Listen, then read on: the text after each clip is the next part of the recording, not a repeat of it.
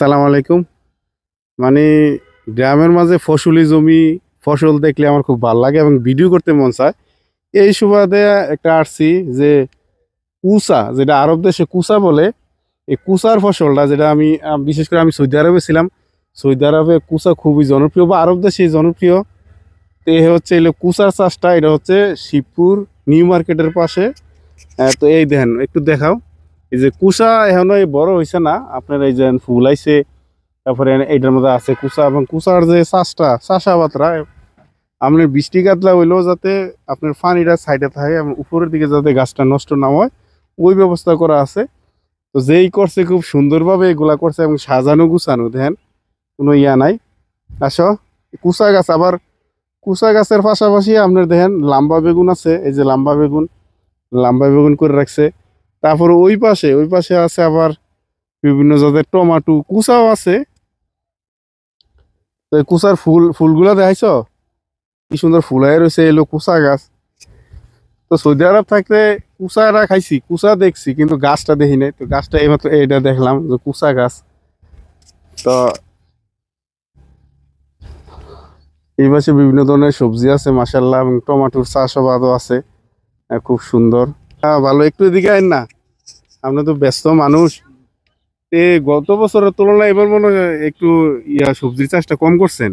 একটু কম এবার একটু কম করছি। হ্যাঁ, পরিস্থিতি তো ভালো না এবার।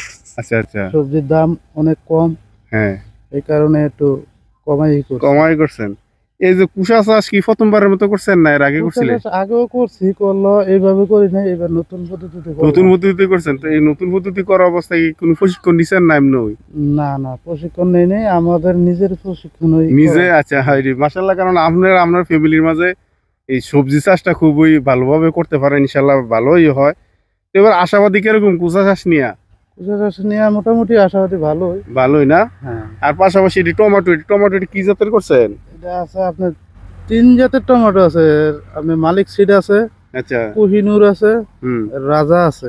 3 জাতের আছে ভাই। অসংখ্য ধন্যবাদ। কুচা এবং টমেটো চাষের পাশাপাশি আপনার দেখেন ফুলকপির চাষাবাদও আছে। এই পাশে দেখতেছেন যে ফুলকপিও সুন্দরভাবে হইতাছে, এখনো পরিপূর্ণ হয় নাই এখানে। আর দেখা গেছে আপনার আলুর চাষটা, এনে ললিতা আলু আমরা যেটা বলি কুমিল্লার ভাষায় ললিতা আলু, এ হচ্ছে আপনার ললিতা আলুর চাষ। এইটা খুব সুন্দর হইতাছে মাশাআল্লাহ। যে তো এই ললিতা আলুর চাষ। আর এই পাশে বিশেষ করে আপনার এই শিবপুরের যে আপনার যে জমিগুলো আছে, এখানে বেশিরভাগই সবজি চাষ করা হয়। তো তারা খুবই লাভবান, আর এই সবজিগুলা চৈতুর বাজারে বেশি বিক্রি করা হয়। আরো অনেক ধরনের সবজি করছে। আপনার দেখেন এই যে শুকাই পাতা, যেটা শীতকালে শুকা খায়, এই হলো শুকা পাতা। মানে বিভিন্ন ধরনের সবজি করা হয় এই পাত্রের মাঝে। তো এই অন্য বছরের তুলনায় এবার একটু কম হয়েছে। তো তারা বলতেছে লাভের সংখ্যাটা বলে একটু কম হয়। এই যে এই বছর আবার নতুন করে দেখলাম যে এই পাত্রের মাঝে একটা ডিপ আছে, মানে সেলু মেশিন না ডিপ যে আছে, এটা কিন্তু গত বছর ছিল না।